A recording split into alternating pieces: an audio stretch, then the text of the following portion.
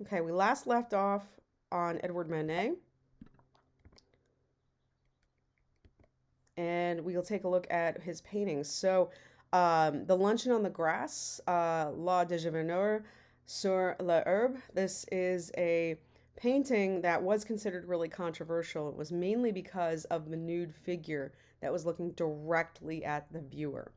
And this was extremely controversial because most of the time, whenever you saw a nude figure, they were looking away. So Manet was actually pushing the boundaries a lot with his paintings.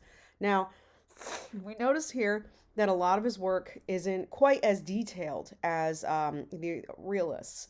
He kind of is, he considers himself a realist, but he kind of falls in the in between realism and impressionism.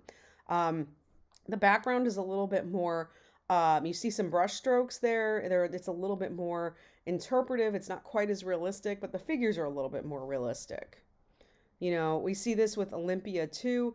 The brushstrokes are a little bit more present here. Olympia also has a very confrontational gaze. She's also wearing a necklace that is symbolic of night workers too. So, also elevating someone in that profession at that time was also considered very controversial as well. William Label, he shared the French realist's commitment to representing the contemporary art world in real people in his paintings. Three Women in a Church, his most famous work, which depicts the real peasants in Bavaria. So, here we can see that here. This artist is another one of the realists.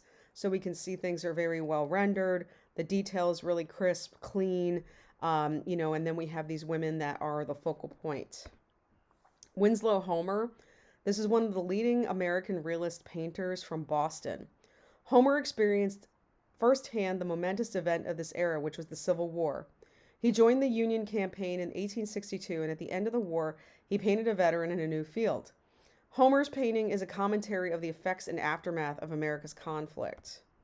So, here we can see that this is reflecting on kind of like the aftermath of of the Civil War, and then kind of showing simplicity, being out in the fields, showing grandiose nature as, focal point with the figure centralized in the middle doing a task.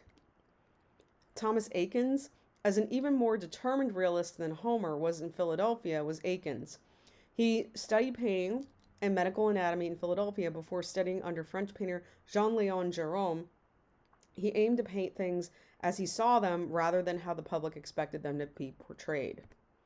So Thomas Eakins was known for making the Gross Clinic. This painting was actually considered to be very difficult to look at because of the detail of the surgery.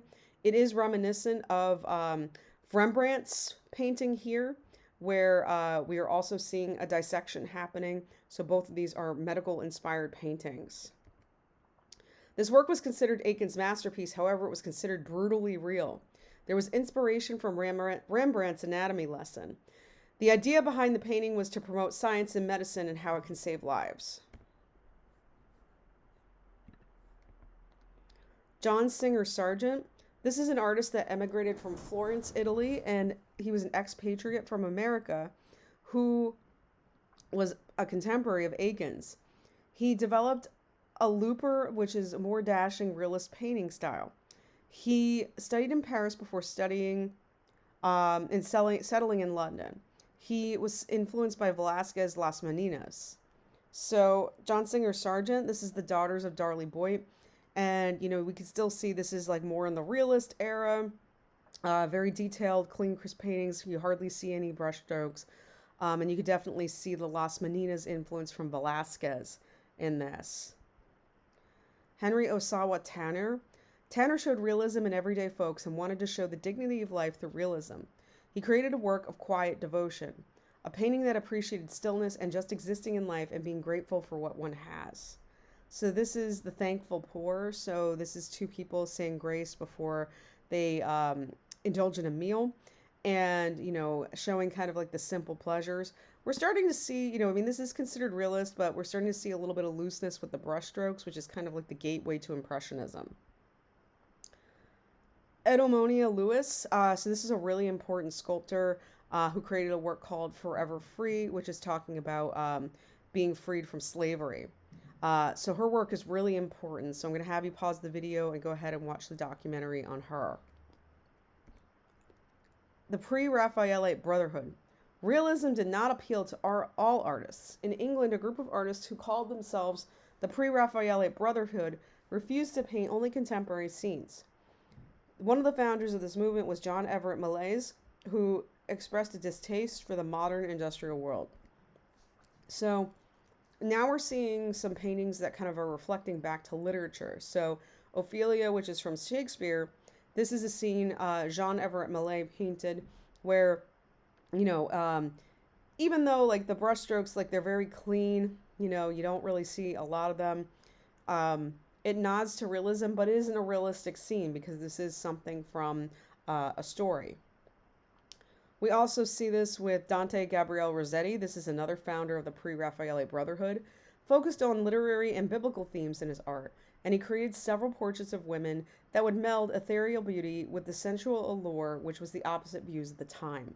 So go ahead and pause the video and watch the documentary on this. So this is an example of his works. This is Beata Beatrix, and this is an oil on canvas, and you can see reflective of a narrative, has a lot of symbolism, something that we saw in Flemish art, you know, where we have various objects that are kind of helping tell a story. The Gothic Revival. In the 19th century, it brought back an interest in Gothic style and architecture with contemporary flair. A great example of this is the Houses of Parliament in London, England. So this is a very familiar scene. You know, we see this is done by Charles Barley and Augustus Welby Northmore Pugin. And this is the Houses of Parliament created in 1835. And you can see famously Big Ben right here in London, England. The Royal Pavilion. Although neoclassical and neo-Gothic styles dominated the 19th century, exotic new approaches began to appear. Architecture was inspired by India, China, Greece, and Egypt. You know, so here we see John Nash's Royal Pavilion in Brighton, England. So you could definitely see the Indian influence in the architecture here. We also have the Paris Opera, which was created in the 19th century, and Baroque was revived by Charles Garnier, who was a Rome Prize recipient. The architecture was extremely lavish and ornamental. Sainte Genevieve Library. This was one of the first libraries, or first architectural structures that used material of steel as a structure. So remember, the last time we saw steel being heavily used, or rather iron, was the Iron Bridge back in the Industrial Revolution times. So it took quite a bit of time for people to start using this as a material. So this was used as a Renaissance revival and a combination of modern cast iron construction. Photography. So this is a really important innovation throughout art. It's actually like one of the most realistic forms of art. So this is a super important documentary. So please pause the video and watch that. Daguerreotypes. Louis-Jacques Mandé Daguerre, Englishman William Henry Fox Talbot announced the first practical photographic processes in 1839. This medium helped painters for rendering images. Photographers looked to painting to help compose an image. Camera obscura was familiar to Vermeer, and camera lucida replaced the enclosure of camera obscura. Daguerreotypes is a direct positive process, creating highly detailed images on a sheet of copper, which is plated with a thin coat of silver without the use of a negative. So please pause the video and watch the information on daguerreotypes. And then go ahead and watch these next two videos on different types of wet plate photography. Hawes and Southworth. In the United States, photographers began to make daguerreotypes with 2 months of Daguerreo's presentation in France. Two particularly avid and resourceful advocates of the new medium were Josiah Johnson Hawes and Albert Sands Southworth, a farm assistant teacher. Together they ran a daguerreotype studio in Boston, and this became popular because of the shortened exposure time. So here we can see that this is an early operation under Ether. So you can see this was like one of the earliest photographs where, you know, we could capture a moment in time. Nadar and portrait photography. Nadar Gaspard Felix Touchon, which is also known as the pseudonym Nadar, or Felix Nadar, was a French photographer, caricaturist, journalist, novelist, balloonist, and proponent heavier than fight. In 1858, he became the first person to take aerial photographs. He captured important people in France such as Delacroix and Daumier, Courbet, and Manet. So here we could see Eugene Delacroix, so very important painter in France. This is a modern print of him. Julia Margaret Cameron. She was one of the most famous portrait photographers in the 19th century. She took up photography at age 48. She was known for photographing Charles Darwin, Alfred Tennyson, and Thomas Carlyle. She photographed more women than men. Ophelia Study Number 2 typifies her portrait style. So here, this is Ophelia Study Number 2. So, she has her photograph use a lot of like warm sepia tones. And this is an albumen print. Timothy O'Sullivan. This is a photographer that took photos of the war at Gettysburg. He was one of the first photographers known for documenting the Civil War. This is one image that reports the aftermath of battle, but also talks about the high price of war and the deaths that come with it. So, here we could see a bit of a gruesome scene. This is called the Harvest of Death, which is referencing the Civil War in the United States in Gettysburg. Edouard Muybridge, and this is a realist photographer and scientist that came to the United States from England in the 1850s. In 1872, the governor of California, Leland Stanford, sought Muybridge's assistance in settling a bet about the weather. At any point in stride, all 4 feet of a galloping horse at top speed are off the ground. In this photograph, he proved that horses' feet rise in midair. His motion studies influenced artists such as Akins and Marais, and even painter Edward Degas. So here we can see, this is the horse galloping. So you can see, the bet of like the horse being able to have all 4 hooves up in the air when running. Impressionism. So this is a big shift in art that we're going to be going into. Impressionism was a 19th century art movement characterized by visible brushstrokes, open composition, emphasis on accurate depiction of light and changing qualities, often accentuating the effects of the passage of time. Ordinary subject matter, unusual visual angles, and the inclusion of movement as a crucial element of human perception and experience. Impressionism originated with a group of Paris-based artists whose independent exhibitions brought them to prominence during the 1870s and 1880s. So I want you to pause the video and take a look at Impressionism. Impressions of modern life. Between 1800 and 1900, the population of Europe's major cities exploded. In Paris, for example, the residents expanded from 500,000 to 2,700,000. And there was an art movement called Impressionism that was born. It was an aesthetic by the product of sometimes brutal and chaotic transformation of French life. Manet was considered a transitional figure from the shift of realism into Impressionism. He did not consider himself an Impressionist. However, his work was considered to be a precursor to the movement. He was one of the first artists to show evidence of brushstrokes, which we saw a little while back. Industrialism and modernism. This momentous developments in the 19th century Europe, urbanization, industrialization, and increased economic, political, and interaction worldwide matured during the later half of the century. The Industrial Revolution that began to spread in Europe rapidly advances in the United States and gave credit to a second industrial revolution with the invention of railroads, electricity, chemicals, and oil. The first industrial revolution focused on textiles, steam, and iron. Marxism and Darwinism. The rise of the urban working class was fundamental to the ideas of Karl Marx. He received a doctorate in philosophy from the University of Berlin. After moving to Paris, he met fellow German Friedrich Engels, who became his lifelong collaborator. Together, they wrote the Communist Manifesto, which called for the working class to overthrow the capitalist system. Marx believed that all societies who controlled the means of production conflicted with those who labor. They exploited their own enrichment, a dynamic which he called dialectical materialism. Marx advocated for the creation of socialist state where the working class seized power and destroyed capitalism.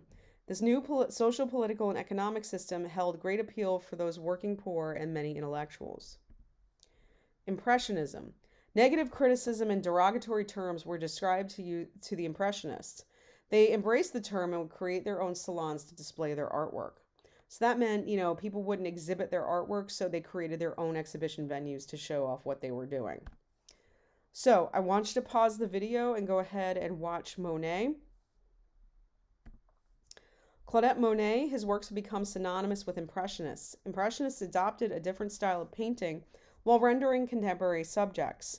Monet grew up on the New Normandy coast and of France at the Le Havre, which is a great seaport at the mouth of Seine. Monet began to paint at an early age and moved to Paris in 1862 to pursue a career as an artist. So to view some of his art, go ahead and watch the video here. Monet's landscapes. So here we could see some examples of what he did. So a lot of the work, we're seeing evident brushstrokes. We're seeing a lot of movement, motion with what we're seeing. A lot of his paintings were done a lot more quickly than traditional oil paints. So, they're not quite as detailed as what we were seeing with the realists. So a lot of the work, even with Impressionists, one of the tips to look at the work is just kind of squint and, see kind of like a dreamlike state of looking at these works because, they're not like quite realistic, but, they are really well done. It's supposed to be kind of like a quick dreamlike effect. So France around 1870. So this is kind of what we're looking at as far as how our countries are developing here. So we're still seeing a little bit of differences from what we know our contemporary countries to be. Gustave Caillebotte, the Impressionists rejected religious, historical, and mythological themes, which were loved by academic painters. They instead focused on modern life. This artist created a painting in Paris in modern life. This painting broke compositional norms in design by choosing to work asymmetrically. The important aspect of the work was to show motion. So this is a rainy day in Paris, and here we can see the asymmetrical way of painting. So, a lot of it's like a little bit more heavily composed on the right side, whereas there's not as much going on visually on the left. So, the painting has a little bit of a right-handed asymmetrical balance, which is something different that we haven't seen before. But, we're also seeing that the most important thing is that motion is being expressed. Camille Pissarro was born at Charlotte Amalie and in the Danish West Indies, a colony of the Danish colonial empire. His parents were Abraham Gabriel Pissarro, a Portuguese Sephardic Jew, and Rachel Mazzano Palmi from the Dominican Republic. Pissarro lived in St. Thomas until age 12, where he went to boarding school in Paris. He returned to St. Thomas, where he drew in his free time. Pissarro was attracted to anarchism, an attraction that may have originated in his years in St. Thomas. This was the only Impressionist painter to submit work to all the Impressionist exhibitions. Sometimes Pissarro used photography to record the places that he wanted to paint. This painting was unique because of the bird's eye view. So, here we can see the bird's eye view with Le Palace des Théâtres Français, and we can see that, the quick brush strokes, which are known for Impressionism. This artist was also trying to capture movement. Again, these paintings were a little bit more quickly done because they were trying to capture moments in time. Pierre-Auguste Renoir, so please pause the video and watch that. Pierre-Auguste Renoir was a French painter associated with the Impressionist movement. He was one of the central figures of the Impressionist movement, a French art movement that was the second half of the 19th century, whose members sought their works to represent the first impression of an object on the viewer. His work was characterized by a richness of feeling and a warmth in response to the world and the people in it. His early works were typically Impressionist snapshots of real life, sparking color and light.